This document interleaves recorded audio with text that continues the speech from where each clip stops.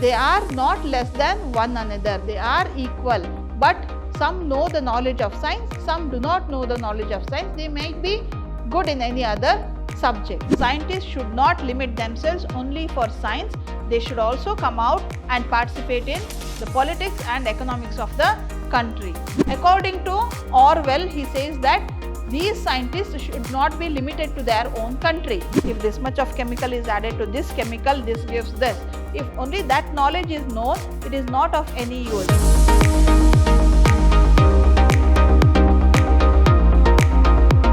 Hello everyone, this is Shobita S. Aradhya, lecturer, Department of English, Vidhyaashram First Grade College, Mysuru, the Temple of Excellence. Welcome to you all. Do you know what is science? What is science according to you? Is it just the subjects like physics, chemistry, or is it a thinking? What is it? That we'll discuss today with the chapter What is Science, written by George Orwell. George Orwell is his pen name. So let us start. What is science? So in this chapter we'll know what people think, and it is the verse between the person who has knowledge of science and the person who has less knowledge of science. So here in this chapter, in this module today, we will be discussing about the author, title, theme, summary, question answers, and finally we'll know the conclusion. So to start with the author, Eric Arthur Blair is the name of the author, who has written in the pen name George Orwell. His birth was on 25th June 1903 and he died on 21st January 1950. He is known by his pen name George Orwell. He was an English novelist, essayist, journalist and a critic. So his type of writing was novel, essay, journalism, and he also wrote critics. His work is characterized by lucid prose. Lucid prose means which is easier to understand. So main character of his writing is lucid prose, biting social criticism. So he criticizes the society. So wherever there are evils in the society, that is criticized by him. Total opposition to totalitarianism. Totalitarianism means here dictatorship, centralized government, where they dictate the people and people do not have all the rights as they have in any democracy. And outspoken support of democratic socialism. He supported democratic socialism. He was opposing the totalitarian method of government. So this is about the author George Orwell, or his real name Eric Arthur Blair. Next, we'll see the title and theme, importance of title and theme. In What is Science, writer George Orwell describes the misunderstanding of a scientist versus someone who wasn't as knowledgeable as the science, or who was not knowledgeable about the science. Okay, so this is the misunderstanding of a scientist and the person who has not learnt science as more. The main idea of Orwell's essay is that people who are scientifically educated and people who aren't scientifically educated are not better than one another. It cannot be said that the one who has studied science has more knowledge or he is intelligent, and the one who doesn't know science or who has not studied science has less knowledge. So they are not less than one another. They are equal. But some know the knowledge of science, some do not know the knowledge of science. They might be good in any other subject. So this is what George Orwell tries to tell in this prose. To start with the summary, George Orwell's What is Science is addressed as a rebuttal to a statement by Mr. J. Stewart Cook. So how this essay, What is Science, starts?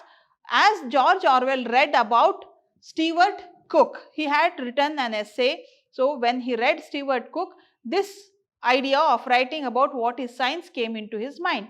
So here in this he writes, he addresses the rebuttal. Rebuttal means disproving about what J. Stewart Cook has said. Cook believes that all people should be scientifically educated and scientists being brought out of their isolation. to participate in politics and economics. So what is the belief of Stewart Cook? That scientifically all people, not only the scientists, all people should be scientifically educated, and these scientists who are already well versed in science, they should be brought out of their isolation. Why they are isolated? They keep their lives only for the study and experiment in science, correct? So they should be brought out of their isolation and participate in politics and economics also. Scientists should not limit themselves only for science. They should also come out and participate in the politics and economics of the country. Orwell begins to agree with his statement. However, he immediately goes into the main focus of his essay. Here, Orwell begins to agree with what Stewart Cook has said, but he comes back to the topic and says, what defines science? So, what is science is defined well by George Orwell in this. Orwell points out that Cook does not define science, and that science in the public's mind is simply things like chemistry or physics or biology. So, according to common people, what is science? Science is just a subject like chemistry, biology or physics or study of something. Okay. So, this is what common people has there in mind. This is what Orwell tries to tell here. He points out that this is not the case and that science encompasses many subjects. Here George Orwell tries to tell that science is not just chemistry or physics or biology, but it is more than that. There are so many things to be learnt by common people about science. No one looks at a poet and says he is a scientist. So, if anybody looks at a poet, will they say he is a scientist? No, because scientists, we know how they are. They will be thinking always, they will be in their own world and they will be isolated. But poet is a person who keeps himself surrounded by people because he learns from the people. Orwell continues to poke at what describes a scientist by prescribing a test. But here Orwell prescribes a test to know what is science and to know who are scientists. What should they do? What is that test? Let us see. Withstanding nationalism. That test is withstanding of nationalism. According to Orwell, he says that these scientists should not be limited to their own country. So, science should be universal. What the scientists are doing, they retain themselves only to their country. That should not be happen. This is what Orwell tries to say in this prose. He states science are supposed to be international and should not have borders. Science should not have any border of any country or geographical border shouldn't be there for a subject like science. Yet we see scientists keeping to their governments. This is what is happening. Scientists keep themselves to their own government, their country's government. Orwell uses Nazi Germany as an example showing how German scientists created and researched only for Germany. He takes example of Nazi government in Germany. So, when Hitler ruled Germany, Nazi government was ruling there, and this Nazi government encouraged the scientists to invent the mass destructive weapons, and also many inventions were made. We know that during Second World War, all the technology improved and also there were weapons, and because of weapons there were many scientific researches done. We can see that rockets or the shell attack, submarines and pen, the dot pen what we use today, all these were invented during Second World War. It was because of the need of that time. At that time they needed something which would not solidify in that cold weather. If they used ink pen, the ink would get solidified because of the cold weather there, the minus degrees there. So what they did, they invented ball pen which could remain same even in any cold condition. And submarines were invented so that they could observe and they could attack under the water. From under the water, they would raise up and attack their enemy. So, all these inventions were made only to fight against other country, correct? So, writer here, George Orwell, he compares to Nazi government, how the Nazi government in Germany encouraged their scientists, and the scientists, they worked only for their country. They did not work for the whole universe or for the humankind, but they worked only for their government. Orwell moves on to point out that a scientific education shouldn't sacrifice historical education and literary. He also points and mentions in his writing that scientific education shouldn't sacrifice historical education and literacy. If there is science education that or any invention, that should not be an obstacle for the education or culture of the country or literacy. It should continue, but the scientific education should not be an obstacle for the education or historical education of the country and literacy of the country. Furthermore, Orwell states that a scientific education should provide methods of solving problems, not just facts or single-minded thinking. What should be science? Science should not be only the facts or one person's single-minded thinking. It should teach people how to solve the problem. If they are in any problem, that should be solved with the scientific knowledge what they have. So, this is very necessary for being a student of science. First off, this is quite the interesting read. Since I have read Orwell's 1984, I would have never known. So, he is telling, since I have read in 1984 about Orwell's, this is very interesting. Orwell had held such opinions on these types of matters. Orwell's thoughts on what a scientific education is and what science means is interesting. That is what we learnt now. What is science according to him? It is something which helps people to solve the problem. It is not only any subject like chemistry or physics.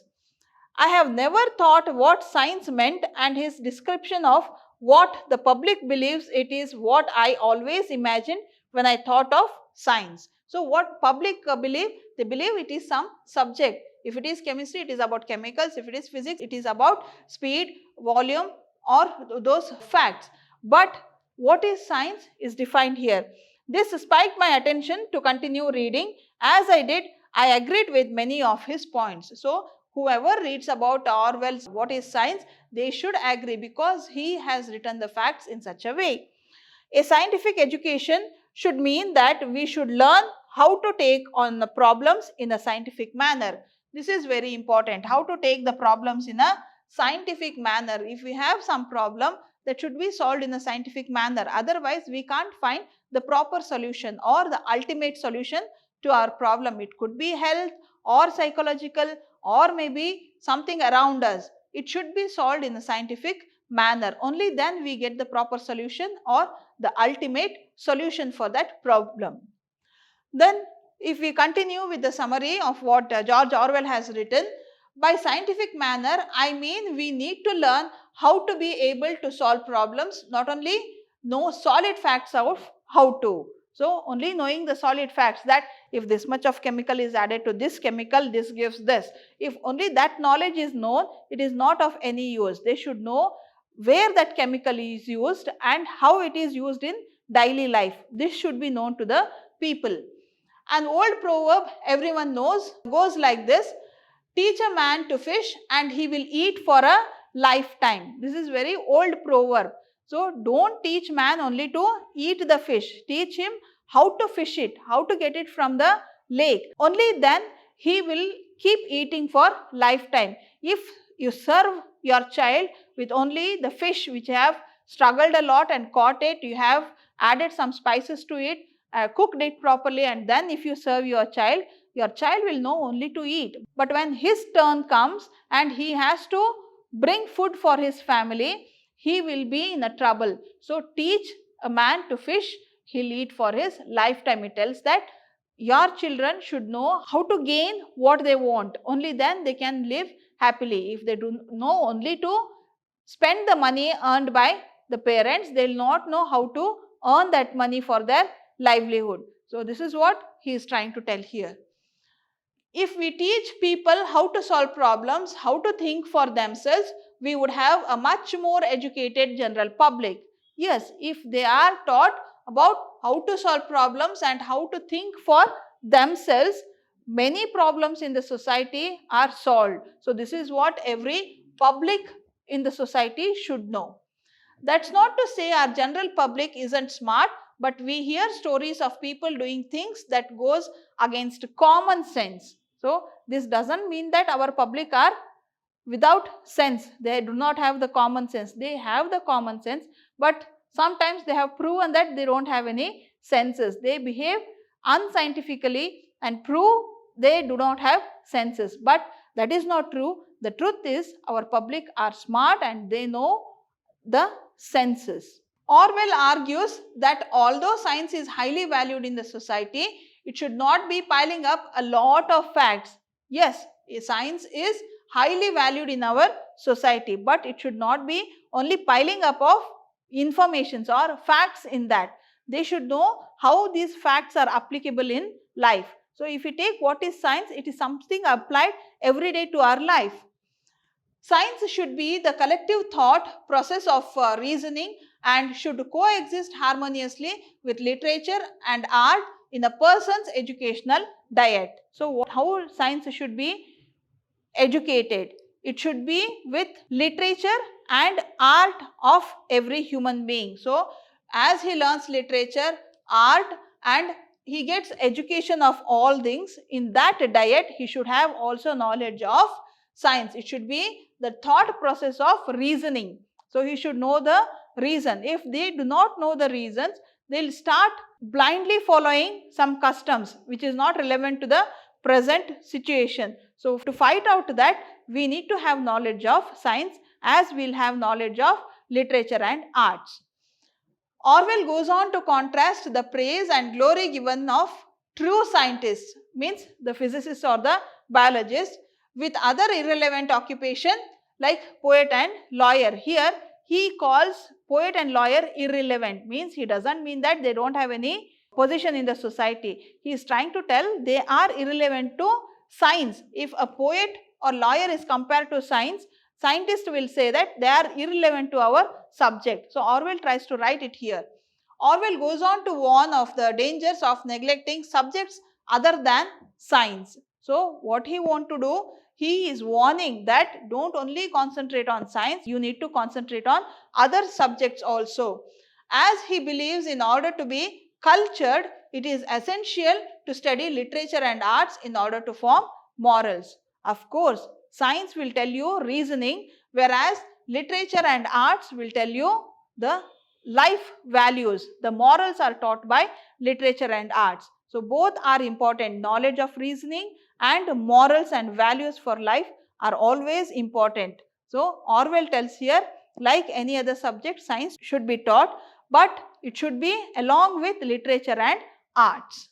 This warning comes in the form of Nazi reference of the scientists who become nationalistic slaves to the Nazi regime and of physicists scrambling to unlock the secrets of atomic bomb destruction. So to tell this also, he refers to the Nazi Germany people, the soldiers of Nazi and the scientists of Nazi period. So he tells that here, scientists who became nationalistic slaves of the Nazi government and of physicists scrambling to unlock the secrets of atomic bomb destruction, they did not do much to the humankind. They did not do much to the society or the universe. What have they done? They only created mass destructive weapons like atomic bomb, and they served only their government, which is not enough, which is not good for the society, for the humankind. If they want to do something, it should be to the whole humankind and it should have some morals and values in that. To tell that, he compares again or he takes the reference of Nazi regime. Orwell further intensifies his persuasion through the use of diction. He uses so many words to tell about the nationalism of the scientists. He first questions science, reveals the vices of an unrounded education, reaffirms science's value in society. So what he does, he questions science. He not only is telling that science should be part of all other subjects and it should be taught properly, but should not ignore or neglect arts and literature. He also tells, he reveals the vices of an unrounded education. He tells that education is not rounded. It is like only few subjects are taught, only science is taught or only literature is taught. It should not be cornered. It should be round-figured, reaffirms science's value in society. He tells what is the value of science in society. It is not just any subject or fact, it should be the education which helps people to solve their problems. Then finally connects the points through the mention of the scientists who willingly chose not to participate in inhuman war efforts, as they have some acquaintance with history or literature or the arts. So now he is comparing the scientists who worked for the society, who worked for the humankind, who did not join their hands in destroying the world. But why these people thought that? Why only few scientists have thought like that? Because they had the rounded education which included even literature and arts, which taught them morals. Okay. So here he tells that only science is not enough. It is important that they learn literature and arts, because they need reasoning, they need morals, they need values, and it should be a rounded education. That's about the pros, what is science. Now let us discuss the question answers. What is exact science according to the author? So what does he define about science? Exact science is that for which experiments can be conducted in laboratories, example physics, chemistry, biology, etc. So according to the author, which are the exact science? They are the sciences like physics, chemistry or biology, which can be tested, experimented in the laboratory. What are the two sciences? Which are the two sciences? One is the exact sciences such as chemistry, physics, etc. And the other one is a method of thought which obtains verifiable results by reasoning logically from observed facts. So this is what we usually see in our life. If we see that milk turns to curd, there is some science behind that, there is something process happening. We should know the process and should know the good and bad of that thing. So we should know reasoning and we should know logic of what is happening. This is one type of science, and the other type of science is only the facts and experiments. What is science according to Orwell? Science is highly valued in society. It should not be piling up of lot of facts. Science should be the collective thought process of reasoning and should coexist harmoniously with literature and art in the person's educational diet. So in person's complete education, it should have science which gives us reasoning and also helps for coexist and harmoniously living with literature and arts. They should not behave, means the students of science should not behave with the students of literature and arts as enemies. Even the students of literature and arts should not behave with the students of science as their enemies. They should be harmoniously, and every child, every student get knowledge of science, arts and literature altogether. To conclude, in George Orwell's essay, What is Science? Science is defined into two meanings. One is the exact science and the other one is which gives logic and reasoning. Unlike history and writing courses, science lacks social interaction. Yes, we can see that the scientists, they have less interaction with the society. It does not teach any morals or ethics, nor does it discipline the mind to become better human beings. Science do not have that scope to teach morals or values, and it will not teach humans to be better humans. It cannot teach you discipline. But if literature, art are together with science, then it can teach everything: reasoning, logic, discipline and being human. All this can be taught only if altogether science, literature and arts are taught to the students. This is what is all about What is Science by George Orwell. Hope you understood this chapter very well. Wishing you good luck. I am bidding you bye. Thank you.